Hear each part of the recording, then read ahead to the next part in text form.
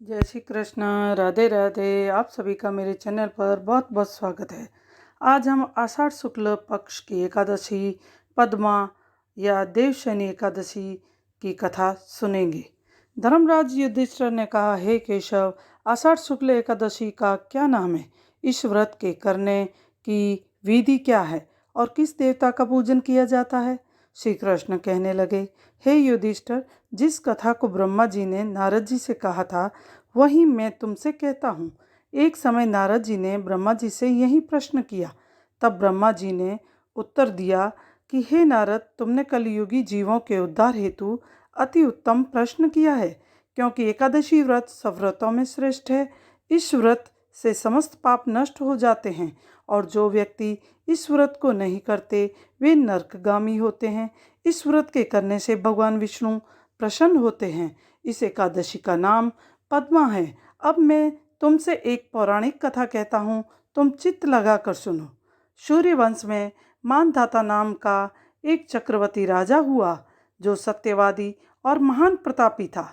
वह अपनी प्रजा का पुत्र की तरह पालन किया करता था। उसकी प्रजा धन धान्य से भरपूर और सुखी थी। उसके राज्य में कभी अकाल नहीं पड़ता था। एक समय उस राजा के राज्य में 3 वर्ष तक वर्षा नहीं हुई और अकाल पड़ गया। प्रजा अन्न की कमी के कारण अत्यंत दुखी हो गई। अन्न के न होने से राज्य के यज्ञ आदि भी बंद हो गए।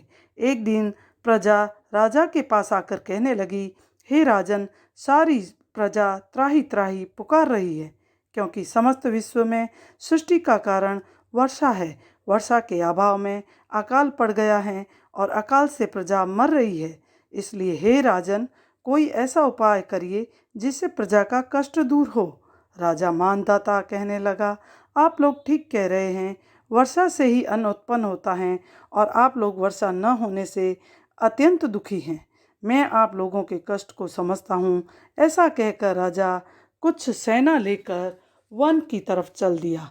वह अनेक ऋषियों के आश्रम में भ्रमण करता हुआ अंत में ब्रह्मा के पुत्र अंगिरा ऋषि के आश्रम में पहुंचा।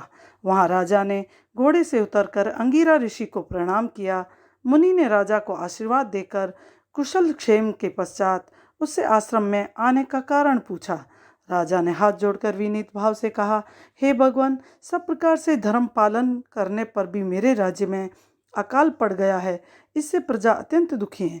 राजा के पापों के प्रभाव से ही प्रजा को कष्ट मिलता है, ऐसा शास्त्रों में कहा है। जब मैं धर्मानुसार राज्य करता हूँ तो मेरे राज्य में अकाल क्यों पड़ गया, इसके कारण का पता मुझे अभी तक नहीं लग सका। अब मैं आपके पास इसी संदेश के निवारण के लिए आया हूँ। कृपया करके मेरे इस संदेह को दूर कीजिए। साथ ही प्रजा के कष्ट को दूर करने का उपाय बताइए। इतनी बात सुनकर ऋषि कहने लगे, राजन, यह सतयुग सब युगों में उत्तम है। इसमें धर्म के चारों चरण सम्मिलित हैं, अर्थात इस युग में धर्म की सबसे उन्नति अधिक है। लोग ब्रह्मा की उपासना करते हैं और केवल ब्राह्मणों को ही वेद पढ़ने का अधिकार है।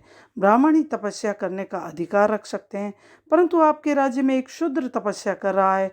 इसी दोष के कारण आपके राज्य में वर्षा नहीं हो रही है।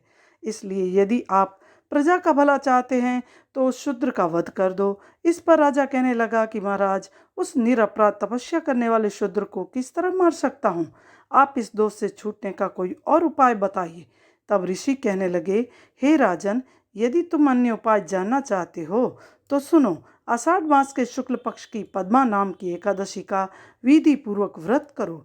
व्रत के प्रभाव से तुम्हारे राज्य में वर्षा होगी और प्रजा सुखी हो जाएगी, क्योंकि इस एकादशी का व्रत सब सिद्धियों को देने वाला तथा समस्त उपद्रवों का नाश करने वाला है। इस एकादशी का व्रत तुम प्रजा, सेवक तथा मंत्रियों सहित करो। मुनि के इस वचन को सुनकर राजा अपने नगर को वापस आया और उसने विधि पूर्वक पद्मा एकादशी का व्रत किया। उस व्रत के प्रभाव से वर्षा हुई और प्रजा को सुख पहुंचा। अतः इस मास की एकादशी का व्रत सब मनुष्यों को करना चाहिए। यह व्रत इस लोक में भोग और परलोक में मुक्ति को देने वाला है।